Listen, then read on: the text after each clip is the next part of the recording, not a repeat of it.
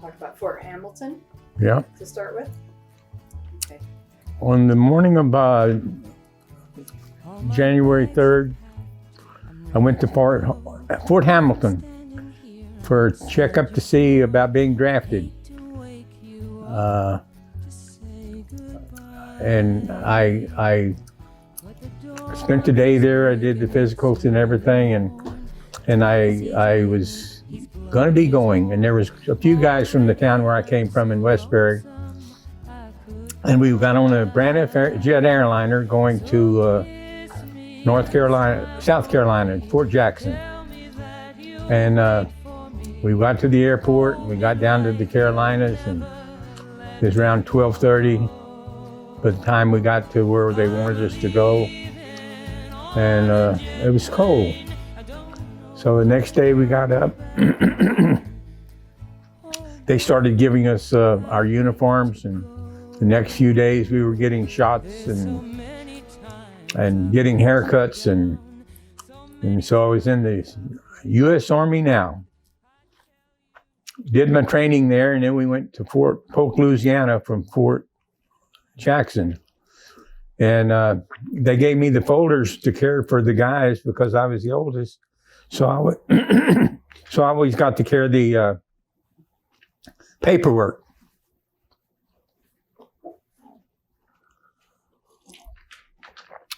They gave me about 50 guys to be in charge of. So when the train would stop in Alabama or along the way, some of the people I was in charge for were the ugliest, meanest guys, and they were being drafted, and they knew they were going to Vietnam. So they would get off the train. So by the time I got to Fort Polk, I went in there, and there was a captain there, and I saluted him and gave him the paperwork. He says, "Well, there's only 12 people here. What happened to the rest of them?" I said, "Well, they're between here and Fort Benning." He said, "What do you mean between here and Fort Benning?" I said, "Well, every time the train would stop, a few of them would get off." And he said, "Why didn't you stop them?" I said, "Well, they were bigger than me, meaner than me, and uglier than me. And they knew they were going to Vietnam, so what were you going to do, send them to Vietnam?" But that train ride was really interesting because the railroads of America always go through the back streets of that little town. And so I got to see the little towns backed up to the railroad track. But in Alabama, they had all the decommissioned World War II and Korean ships in the river. As far as you could see were ships all chained together. And I always like to see as much as I can, but when we got to Fort Polk, we knew we'd be there for 2 months doing our advanced infantry training. And it was quite a while that we trained hard and everything, but when we finished, with our training, we came home and I got married on leave. I'll tell about how I ended up making a proposal to get married. Now, I smoked a little doobie, and I had a little doobie with me, and because I didn't drink, so I had a little doobie before I went down to the payphone to call jury. And somehow or another, we talked about that New Year's before I went. We talked about getting married, but I thought it was just talking. Well, now she said, and it's only 2 or 3 weeks before we were finishing AIT. So I think I said yes, we'd get married. And there was no way for her to call me, so she'd have to wait for me to call her.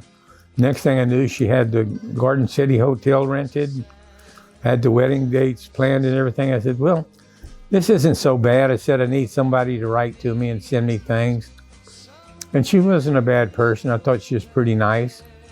And so I went from being a single man 3 weeks prior to that to where when I got home to Westbury, my mom and dad came up for the wedding, and my brother Jake sold his 57 Chevy. So we got married in the Catholic church and then in the Methodist church. And we went for the party at the Garden City Hotel. And everybody was having a great time and so forth. And then we went to Nevada for Las Vegas for a few days, and we went to San Francisco and stayed there, and then we drove up to Fort Lewis, Washington, and spent 3 weeks there, and then that's when we left for Vietnam. In Fort Lewis, we were there for about 3.5 weeks, and because we were going to be going there to replace as replacements for the Army, and they were expecting to have a big action take place in the spring of '67. So it didn't happen. So they decided that we would become the Delta companies of the 1st Division. In this way, each battalion would have 4 companies instead of 3. And we got there. We took the boat over, and the ship left out of Tacoma, Washington on June 29th, 1967. That was my birthday. And we got to the seaport about 7 in the morning. And the guys who went out drinking the night before, the paddy wagons were bringing them in. And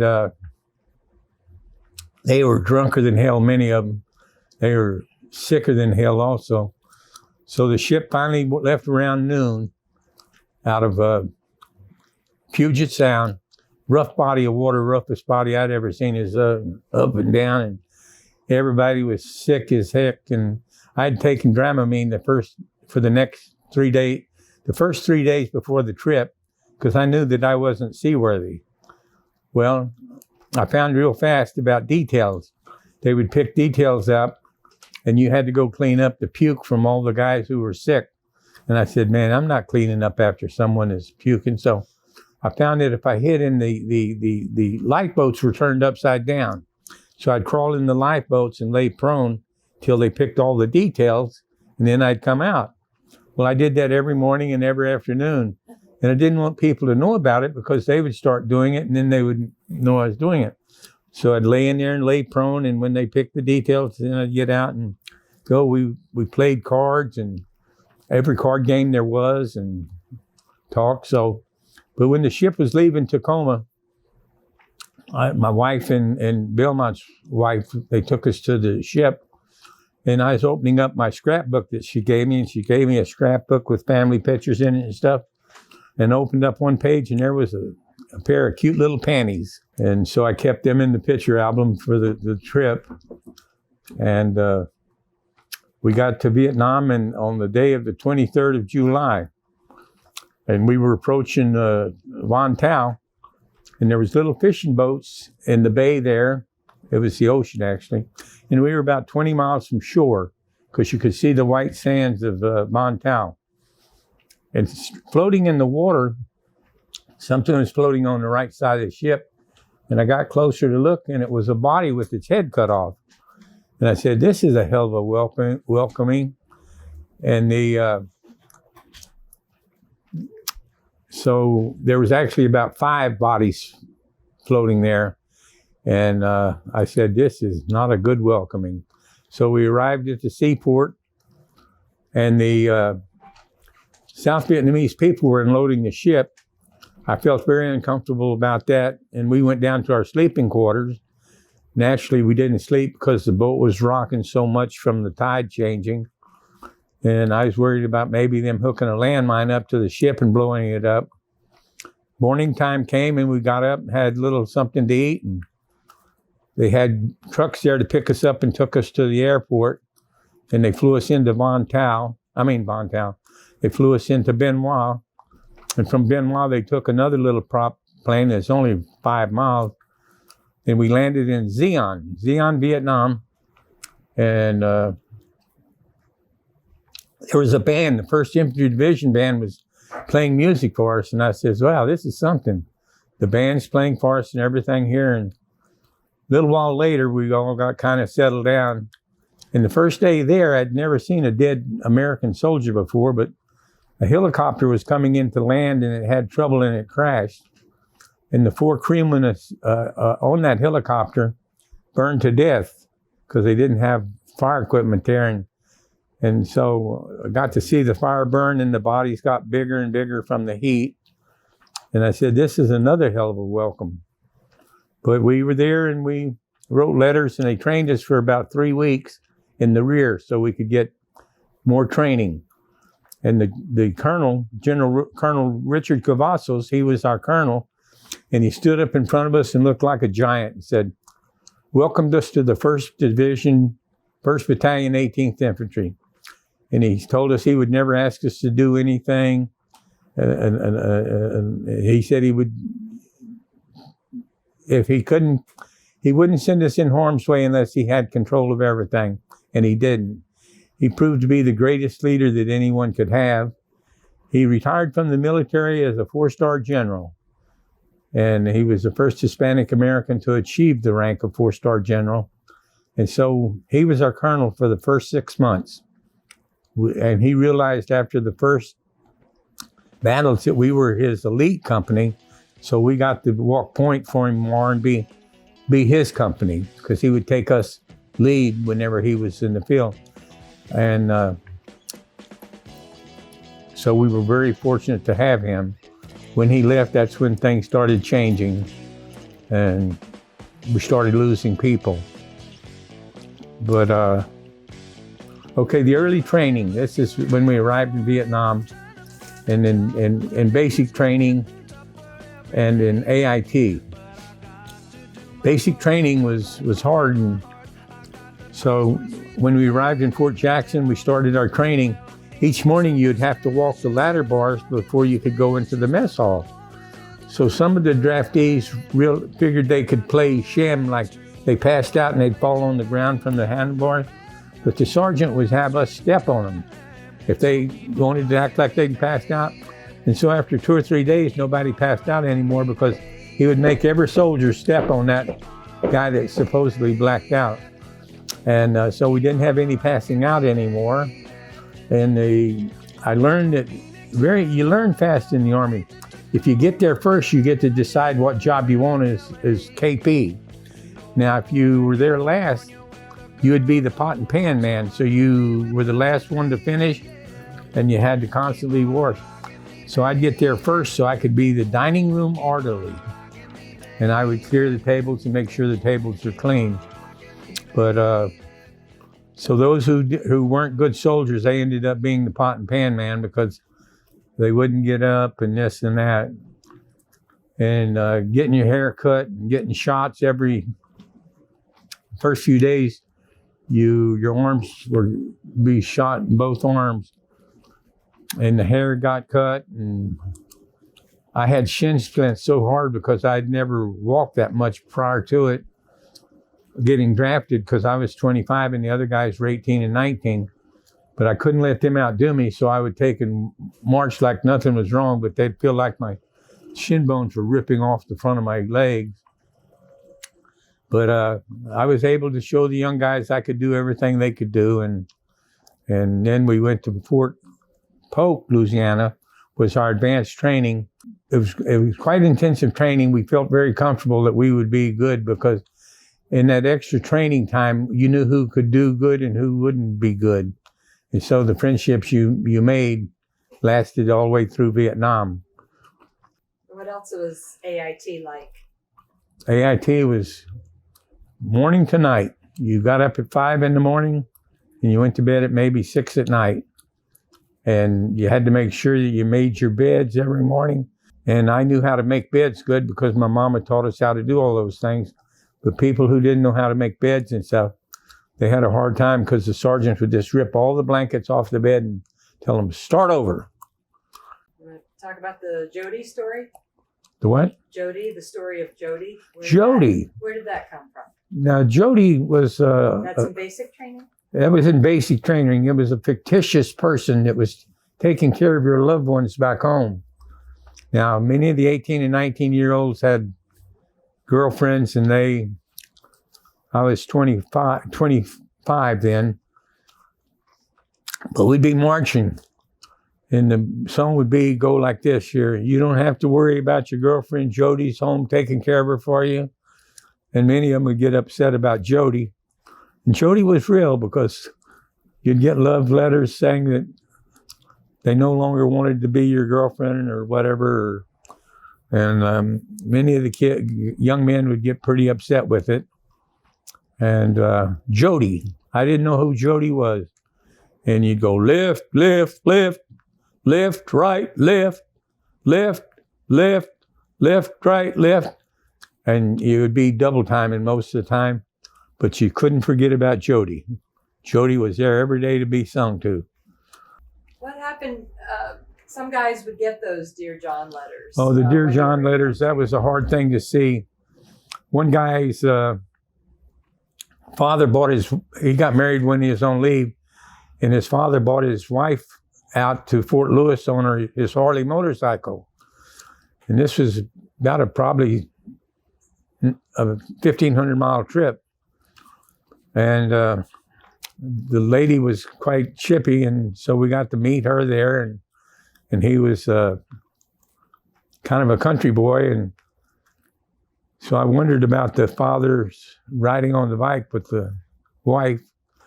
And while he was there, he got a Dear John letter that his wife had left him for his father. And it crushed him, devastated him. And they let him come out of the field for a few weeks because it would devastate some guys. The Dear John letters were the hardest thing to deal with. But that happened with quite a few people. Jody came in. Jody took care of them well. Anything else you want to talk about? The battles? The battles? Your first battles? The first battle, October 1st. We had flown into Phuc Vinh, and we didn't know what they were flying us in there for, but a day later, we flew into the start of Shenandoah 2. It was in the Tay Ninh province. And there was word that there was a lot of troop movement there, and it's close to the Cambodian border. So they flew us out there. We had 3 helicopter rides that day. They flew us in a Chinook to a separate landing zone, and the Hueys came in and picked us up to bring us into the combat zone. And so the pilots, we were on the lead choppers. Usually there's 5 choppers in a group, 2, 2, and 1. And I would be on the right flank, being that's in the first platoon. And so when we were flying there, the doors were closed, and the pilot reached around and tapped on the seat to get our attention, and he went, B, C. Looked out the window, and sure enough, there was about 20 VCs DD-mowing there. DD-mowing means run, out. And the trees were all knocked down. They had bought some C-130s in with Daisy Busters. And Daisy Buster is a bomb that when you drop it out, it explodes about 3 feet off the ground. And when it explodes, it knocks everything down around. But some of the trees are so big, so when it knocks them down, you got to climb over them. So when we got there, they said, move out. We secured the area. And then we had to move out and walk about 600 meters, I think, to where our new NDP would be. And we didn't have any contact of those people we had seen there, but they did bring some choppers in and soften up the area while we were going. And so we got to the NDP to dig in, and it's called a night defensive position. So we had to dig in, and it rained that first night so hard. We were digging in, the holes were filling up with water. And we said, this is what it's going to be like to be an infantryman in Vietnam. And so we got dug in that night, and finally about before daybreak, they said we could take a break. Morning came, and we finished digging in, setting up our holes and everything. And we went out on a short patrol just to check the area. And it was, I was on the left flank. I'd either be a flank man or a point man or a rear person. I was out on flank, and there's a little trail there, so I'd give security so my platoon could go by, and then the next flank man would take my spot, and I'd catch back up. Well, I was there, and there was we had worked all the areas that we had worked in Vietnam prior to that would be no fire zones or a fire zone. And the no fire zone could be on this side of the street, and the fire zone could be on the other side of the street. So you really never got it down pat. And God forbid if you were to shoot a buffalo or something that was not in a fire zone. So I waved to stop the patrol because 2 NBA soldiers it's a little trail, and I was securing it there, and they walked right past me. But I was afraid to shoot because I didn't know if it was in a fire zone or no fire zone. So finally I got the patrol stopped and went there, and the sergeant says, "How come you didn't shoot him?" And I said, "Because if I would have shot and it was in a no fire zone, you'd want to take and bring charges up to me." But that was a big learning lesson, and we made it back to the unit and finished digging our holes in and getting them set up. Rained every evening, and that next evening the rain started, and then we started receiving mortars, the thumping sound, and the mortars would be coming in and they were landing in our NDP. Now, if a mortar hit in mud, there's a good chance it wouldn't go off because it had to have an impact. The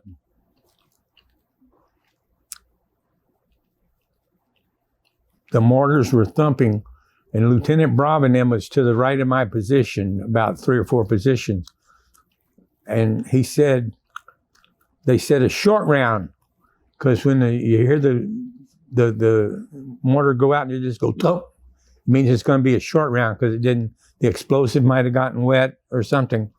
And he said that short round landed in his position. But he didn't know that till later. But anyway, we were getting mortared, and then we were getting probing fire. In our positions, we hadn't got to clear all the underbrush, so I said where my hole was, there was only 10 or 15 feet between the wood line and my position. And so they were firing and coming in and raining like hell. The ambush went out, and the ambush got hit, but the ambush came back in, but they had to leave 2 men out there because they couldn't find the 2 men. And so they had to leave the 2 men out there overnight. And there was one of them wounded pretty bad. And the colonel called him up and told him he needed a couple of choppers in because he had wounded men. And the chopper of the medevac that was trying to come out crashed. So the colonel told him that, because the weather conditions were so horrific. So that guy died too. But so a little later in the evening, they were still probing and coming in, and we had never been in combat before. Where we could see the Viet Cong coming out of the wood line at us. So we're firing, and the sergeant came around and says, "Stop your firing, you're not firing at anything." So Shelby Davison, he got up and went out there and crawled to the wood line and pulled in 2 dead bodies and put them on top of his bunker. And he said, "Sergeant, look what we got here." He said, "These look like Viet Cong, don't they?" He says, "So when you say we're not firing at anything, they're right in front of us. They're right here in the ground in front of us." And we got through the night, and the mortar fire stopped and everything. The moon came out, and we were pulling guard duty. And I was sitting there, and I'd seen a movie of World War II in Japan. And there'd be a low fog that would come up about 3 feet off the ground, and there'd be like a haze between it. And in that movie, it showed where you could see the heads of the people, but not their bodies. Well, my mind's kind of playing tricks on me because we hadn't had much sleep. And you're looking, and it's kind of magic. And so I had to make sure that my mind wasn't playing tricks on me because I was watching them dance out there, their heads. And I knew that if I was to fire, it might maybe excite somebody. So we got through the night, and next day we went out on patrol, and they found the 2 bodies of the ambush. And no patrol had reached more than 350 meters outside of the position. An NDP is called a night defensive position, and we had 3 companies with us, so there was about 300 guys in that NDP. And the trees were really tall and big, and the vegetation was really thick. Bamboo groves were so thick you couldn't punch through them. Sometimes you could hear the NVA talking on the other side of the bamboo, and we'd be here, but it might be 50 foot of bamboo, so you couldn't get there, but you could hear them. So there came the 5th day there became the day for me to walk point. First time I'd ever walked point in a combat zone where there's enemy. So we were leading the patrol. There was Jesus Cardile was with me, and Willie Carson. Willie Carson stuttered like hell, but he had a thump gun. And the bullets started coming out of the trees, knocked Willie Carson's thump gun out of his hand. Another guy with me got shot through the shoulder. And the bullets are coming from the trees because they would tie themselves in the top of the big trees. You couldn't see them, but they could shoot down at you. So Willie Carson, they were firing 1,000,000 times a minute. And after maybe a half hour, I don't know if it's a half hour, 20 minutes or whatever, but the company had pulled back and they left Willie Carson, Jesus, and me out there because they had pulled back without letting us know they were moving back. Now, once we realized that, they're saying, we got to move. And I said, no, we can't move because if we move, they're never going to find us. And I said, wow. So I calmed them down a little bit and we didn't move. And about a half hour later, I heard someone saying, CAMPSEY, where are you? And it was my friend Steve Deal. We were both point men, and they were supposed to notify us when they were pulling back, but they sent a small detail out to find us, and they found us, and we made it back. But that was my first time walking point, and again, we didn't make it more than 350 meters outside the perimeter. But I think we had 5 wounded that day and no kills. So we were out there for about 10 days in that battle. On the October 6th, the general came out from headquarters to see my colonel. It's in a picture of it in the book over there. And he wanted to see what was going on. And so we pulled out of there after about 10 days because we didn't make any more contact. So Colonel Allen, he was with the 28th Infantry Division, Battalion. And they took over where we were, about 500 meters from where our NDP was. They moved in there, Colonel Allen, and in mid-October, and he got killed. The colonel did, and captain. They said they lost 53 of them, but they also said that they had to leave a lot of them out in the field after the colonel and them were killed. And when we were sitting at the airstrip the next day, there was Chinooks bringing in pallets with a net around it. And we were watching, wondering what the hell they were bringing in and dropping in the deuce and a half. It was bodies of the soldiers that were killed in the battle the day before. Now, people tell me there was 200 and something killed because if you lose the colonel, sergeant major, lieutenants, captains, they lost their complete command group, and you're telling me that only a total of 53 were killed? And so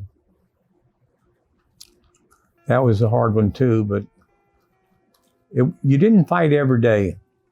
Sometimes you'd go a week, 2 weeks, 3 weeks without firing your weapon, but you always had to be ready every day. You had to keep your weapon clean, keep your ammo clean, so that if it did happen, you'd be ready. So from there, we went to the rear again, and we went to Song Bay, and we were at Song Bay for about 11 days. and it's towards the end of October.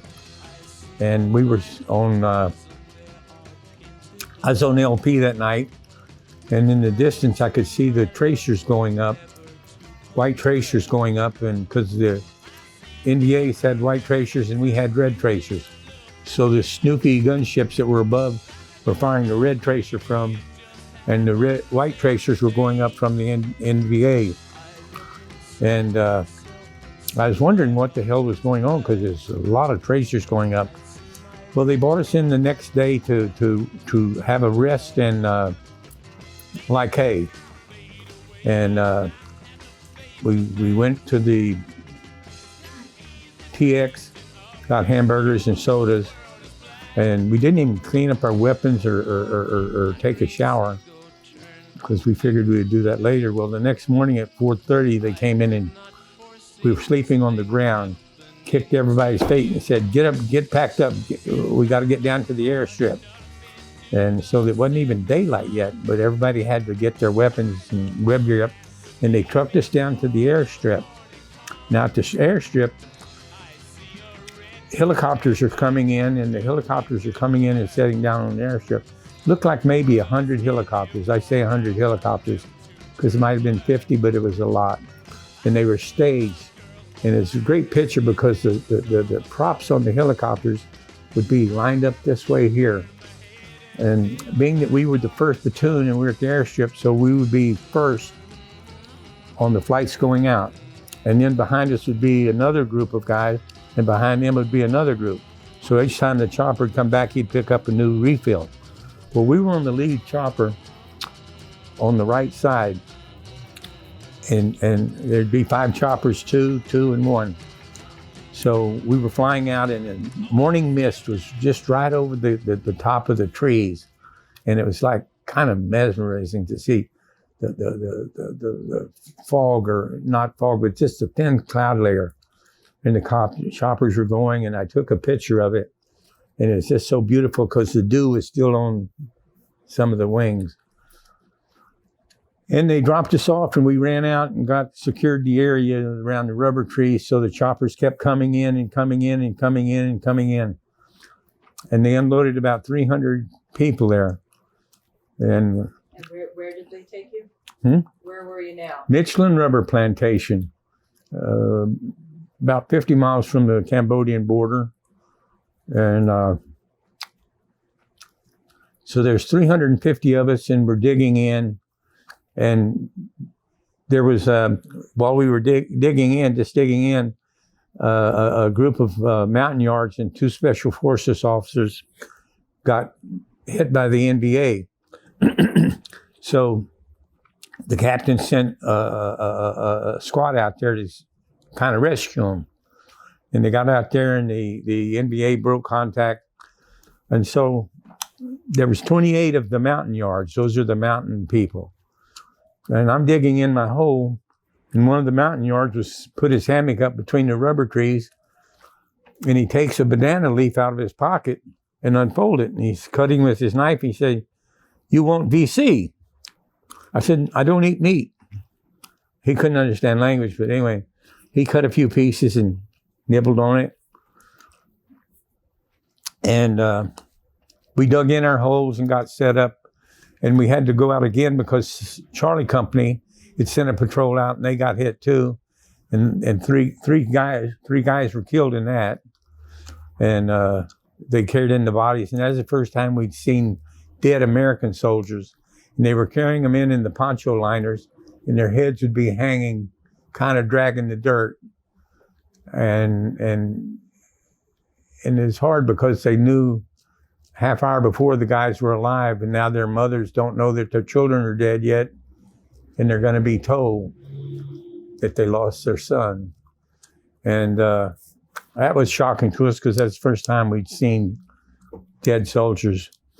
Well, as the day's going on, we're preparing for the first night in the rubber plantation. Barrington Brown's hole was to the left of mine. And there's a little dirt path that ran through his edge of the perimeter. And Barrington took he heard noise coming down the trail, And Charlie Companies was right next to us. So our position abutted Charlie Companies. And Barrington heard the noise and he fired. And it was 2 NBA soldiers carrying a stretcher with another wounded soldier on it. But Barrington opened up fire with his machine gun and killed him. But the Charlie Company captain was there the next morning berating him, wanting to know how come he invaded their fire area, because you had a certain fire zone you're responsible for, but Charlie Company must have went to sleep, and so Barrington had to do it because of that. But I just talked to Barrington a little while ago to refresh the story. He was a great soldier. He was from Louisiana, I believe. But so that was the first time that we were getting to see all these different actions. Well, we got up the next day and the Alpha Company went out to go up the hill 207. And Charlie Company, Alpha Bravo, Alpha Company was going up the hill and they got hit. So they were able to make it back because it was getting to be evening. So the next morning, they sent an Alpha back up to Hill 207. Well, we were hearing all this firing going on from the NVA and the Alpha Company. A lot of bullets flying. And they were afraid they were being encircled. And we had never gone out on a forced march. But finally, the colonel gave the call, saddle up. And man, we were like cowboys, getting ready to ride our horses. And we put our web gear on. We had our ammunition, our rifles and water. And we started out. And I was on left flank for that patrol going up to rescue Alpha Company. And we're going up the hill. And I look out to the left and an enemy soldier stood up, fired at me. I hit the ground. And the bullets from his bullets hit me in the face. And about that time, a mountain yard lady was going by. Bullets were flying every place. So we pulled back and were able to pull Alpha Company back with us. And we went up Hill 207. And that was Colonel Cavazos. He was leading us in the patrol. He received a Distinguished Service Cross for that service. But what a courageous leader. But he wouldn't take us in harm's way. Well, anyway, that day ended. We got back to the perimeter. And each day we would get contact. And so now the day is October 30th. And it's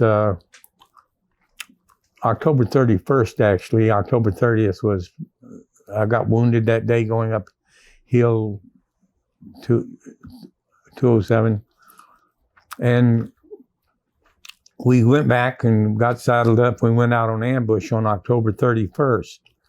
And we had movement in the trench behind us. And our ambush was to the front. So we couldn't take and shoot the trench behind us because everybody's facing this way. And maybe a few hundred soldiers, NBA soldiers, passed behind us. And it was kind of spooky because it took a couple of hours for it to occur. And your biggest fear is that someone would snore, jump, or make noise because we didn't wake them up. Now, on November 1st, we got back. And November 1st, I got the day off because if you're on ambush, before you got the next day off. But I was going to be on LP called listening posts. And listening posts were scared too because there'd be 3 or 4 of you a few hundred feet in front of everybody else. And you were considered early warning. So you could warn the rest of them when it's coming in. We were setting up everything and there was a chopper that came in and dropped off a new 90-day wonder sergeant. And he was playing around with the Claymore. And I was down in the trench putting flares. And all of a sudden, a Claymore went off and blew right over my head. It was by the shitter, a one-hole shitter. and he blew away the whole shitter. Well, that guy was sent out on a chopper when the evening chopper came in because they were dangerous. He could have killed me or anyone else. But that day, so we knew we were going to have movement because when you let 200 soldiers walk past you, they have to be going someplace. So they were hitting us that next night. We were out on LP and the ambushes were going out, and a trip flare went off, and the radio started ringing, what's going on? And we said we had movement, and they blew a flare in front of us, and the ambush just went past them. So they brought in all the ambushes, and as they're bringing in the ambush from Alpha Company, I heard on the radio, in Alpha Company, the last guy at the gate there, you have to count. And the guy says, last man. And 2 more people were coming in hollering ambush. And the guy said he knew that the guy said last man, so he fired on him. It was 2 NBA soldiers that were just saying ambush. And the Alpha Company opened up on him, and the bullet went through the flamethrower, and the flamethrower was burning, because if he would have got inside the perimeter of the flamethrower, he could have opened up a whole section of the company. And so they fired on him, and the flamethrower was burning, and you could see it under the trees because there was a big glow. And so they were bringing in that, and it's happening pretty fast. They're striking at all different areas, trying to probe. And we kept asking them, can we come in? They said, no, you got to stay there. Well, they got pretty close to us because we could hear them talking in the trenches. They had like spoons, and they would tick them, be like a little cricket toy. And that night I had set up extra claymores to the front because I figured if 2 claymores were good, 4 claymores were better. So this way, if the front claymores were blown, you still had 2 in the back to use. Well, it went on. Movement was really heavy. And Steve Deal, Chavez, and Icall were with us, the 4 of us. So I kept asking them if we could come in. So I was on the left side of the LP, and there's 3 guys over here. They finally said we could come in. So that meant we had to blow our claymores and get in there. So I gave the 2 guys, I gave the claymores to take care of. The other guy gave him a radio to take care of, and I would take care of the other radio. And the claymores, they blew them. They blew the front ones first, and then the back ones second. The dust hadn't settled when they started making it to the back. It meant we had to run past the trenches, because in the rubber plantation there was trenches between each row of trees. And I would be the last one to leave the position because I was on the left side of it. And they peeled off and they were running in. You have to worry about your own men shooting you, so you say ambush, LP. And they're running with the in there, and they get in there, and I'm the last guy, and I'm running behind them, and all of a sudden I slip and fall in the trench, and because I had the radio on one shoulder, and I fell in the trench, but I took my arms and the side of the trench. I was able to keep myself from falling all the way in it. And I swung my legs up again, didn't miss a step on firm soil, and I started coming in. I got in, and in maybe 5 or 10 minutes after we got in, all hell broke loose. They opened up on machine guns and everything. And my friend Bill Fee got his shoulder blown off, and Willie Carson got shot through the lung. And it was heavy firing. So they brought the helicopters and the gunships and the jets in because they were afraid we were going to be overrun. And there's a good chance we were going to be overrun. But the enemy was to the front. And so the fire was coming directly down the irrigation ditches into our positions. so the enemy had a clear shot coming in. So they told us finally to get in our holes, and they brought the jets and the artillery in on top of us. And that's an eerie feeling because you're in the hole. I just got halfway in the hole because I said, fuck it. I'm not going to take him. I need to see what's going on. So that battle, that lasted for about 45 minutes that we were in the hole. And then they gave us, said, come on out. And Bill Fee had been wounded they had a shot. And earlier in the evening, the NBAs mortared the position and they hit the ammo supply. And so they blew up all of our ammo. So we were running low on ammunition. And so the colonel called up a supply chopper and told him that we needed ammunition ASAP. And so the colonel got on the phone and said to the pilot in the helicopter, told him that he had a couple of seriously wounded veterans that would not make it through the night. And they wouldn't fly a medical chopper out because the bullets were flying so intensely.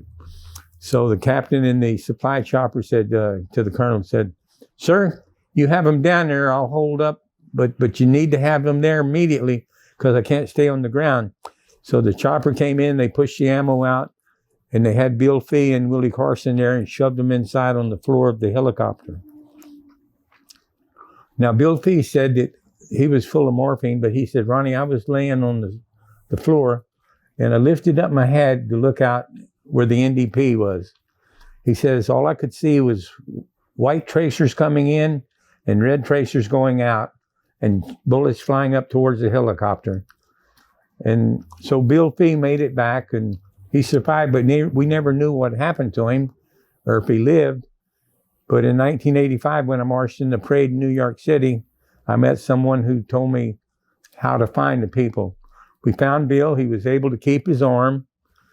And he was a great, great soldier. He volunteered for the draft, RA, but he died about a year ago. He had pancreatic cancer. And we found him and met Sally, his beautiful wife. But Bill died from Agent Orange poisoning of pancreatic cancer. So we got through that night. And we were there for another few days. And a few days after the main battle of the thing in the rear, the second day after that, we went out on a patrol between Loch Ninh Village and the surrounding area. We were looking for signs to see if they were still in the area. And we had crossed a little creek about 3 or 4 foot wide. And I hate having water in my shoes, so I decided I'm just going to jump across that little stream. Well, a limb caught my trigger mechanism to my M14 and pulled my trigger mechanism out, and it landed in the stream. And I'm looking, and the patrol is leaving over the next little ridge, meaning they're leaving me behind here. And I reached down there, and it wasn't there, and so I waited a minute, and I looked really close at the stream. And I saw an imprint, and I reached down and pulled the trigger mechanism out, shook it off, put it in my weapon, and was running up towards the patrol because I wasn't sure which way they'd gone. So I was going to take and cut a little bit to the right so I didn't have to go all the way around. I stepped over a trench, and there in the trench were 2 NBA soldiers. I didn't know they were dead, but they were sitting there in the trench with their back against the trench. One had a brand new Chi-Com machine gun, AK-47, excuse me, and the other one had a flamethrower on his back. But they were called frozen dead, meaning that an explosion, a bomb or something had blown a few close to them, and the impact killed them. But so I took my weapon and fired 2 rounds to stop the patrol. They came back, they put ropes around them and pulled them out, make sure they weren't booby-trapped. But it was the first time they had discovered Russian weapons being used in Vietnam, because this was a new shipment of weapons that were on these 2 guys there. And those were, that was probably some of the last battles for those couple of days. We were finally pulled out, I think on November 13th. And we were flying out, and we felt so happy that we were being pulled out of the damn place. While we were in the air, 25th Division had lost their colonel, and they diverted our flight to where they were. And we were going to be security on top of the hill so they could bring the wounded up on the hill and take them out. And I said, kiss my damn ass. I thought we were getting out of there. Now we have to be there. So we were there for an hour or two, and then they flew they flew choppers in to bring us. But I ran off and left my bandolier of M14 bullets. And I had them in a Claymore bag. And so I had to get more magazines and repack when we got back in. And they flew us into Like, and we spent a few days there and regrouped, and that would be towards the end of November. We had Thanksgiving dinner on Highway 13. It was a wonderful thing to have our Thanksgiving dinner. And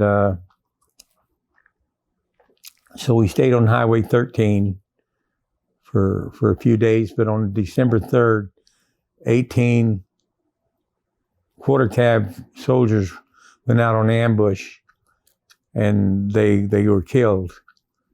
And I was in the rear. I wasn't with them because I was getting ready to go on R&R. But I listened to the battle on the radio, command radio.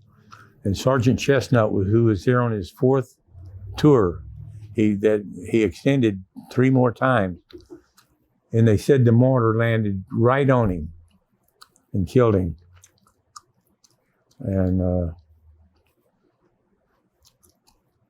Highway 13. I met Richard Sims in the outhouse and Frank Puente, because their Sims was from Amarillo, Texas. He was friends with my cousin when I told him my name. And Puente asked me, do you know where Lytle is? And I said, yeah, my grandfather lived there. So that was in the outhouse on Highway 13. But so we made it through November, and now we had December. And they realized that the fighting we were doing in November was the NVAs moving into Saigon for the Tet Offensive. And that's why there was so much traffic in that area. So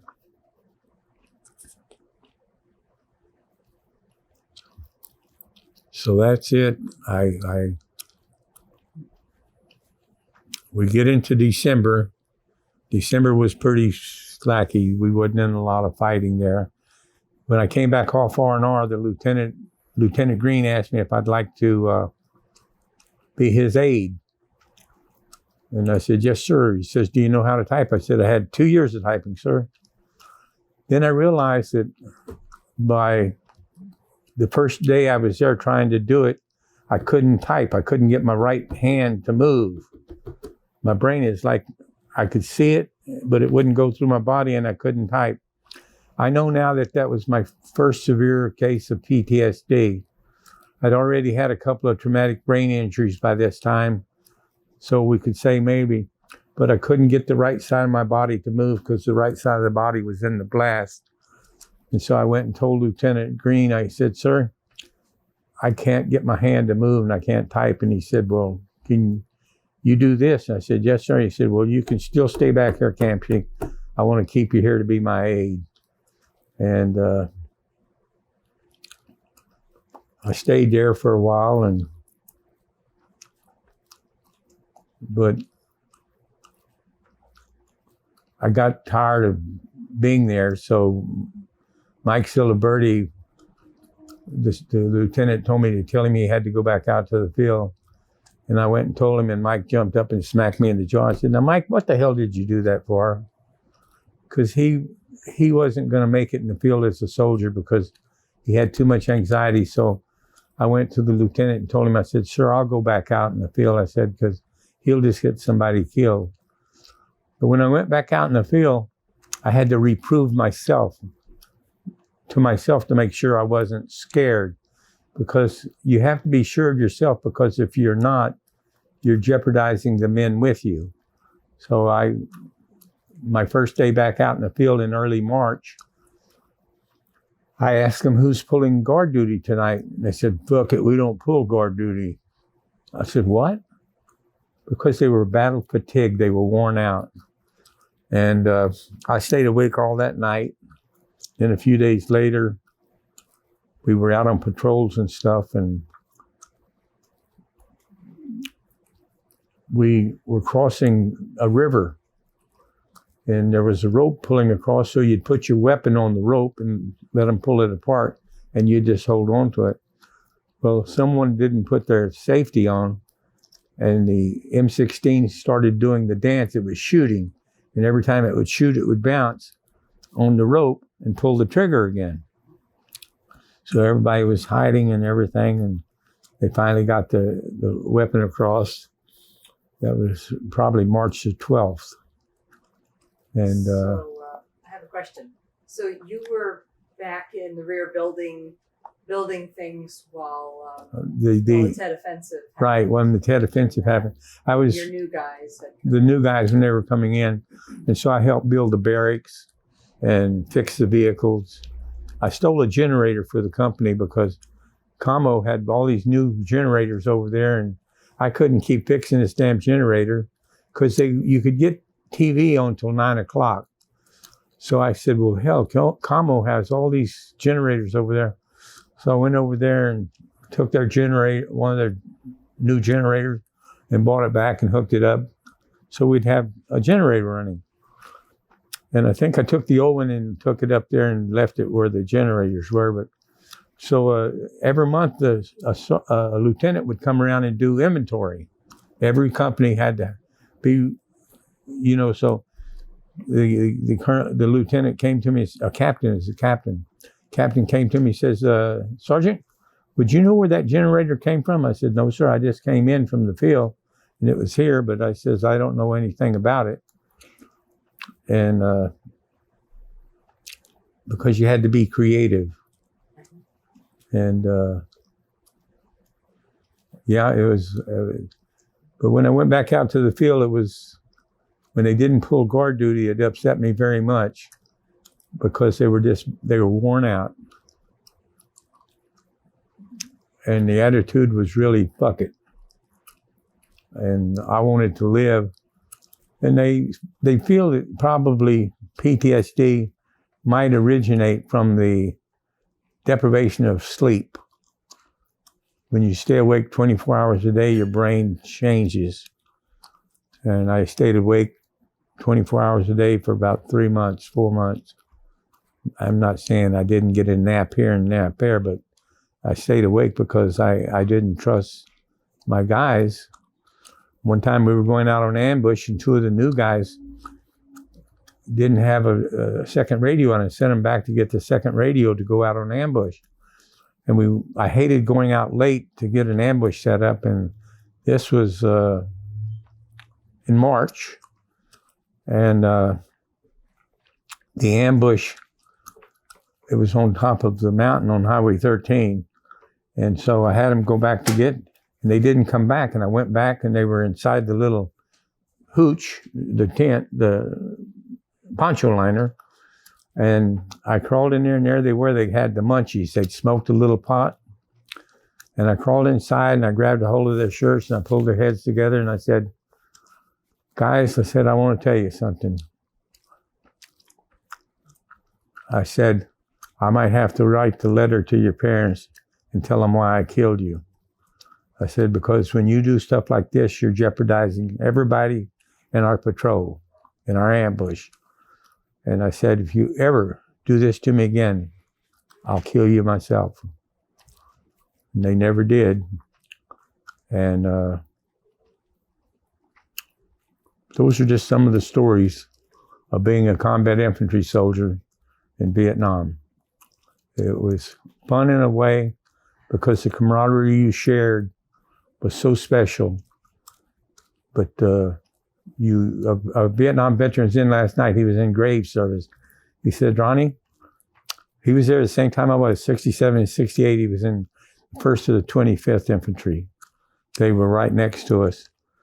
And he said, I wouldn't take $1 million for it, what I went through, but I'd never want to live a day of it over. And that's the thing, the camaraderie you shared was so special.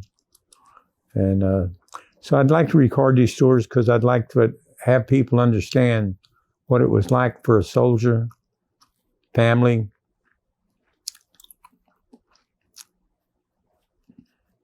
So I think I'm about finished for the day. That's good. He has a lot of pictures that you can add while those battles were going on.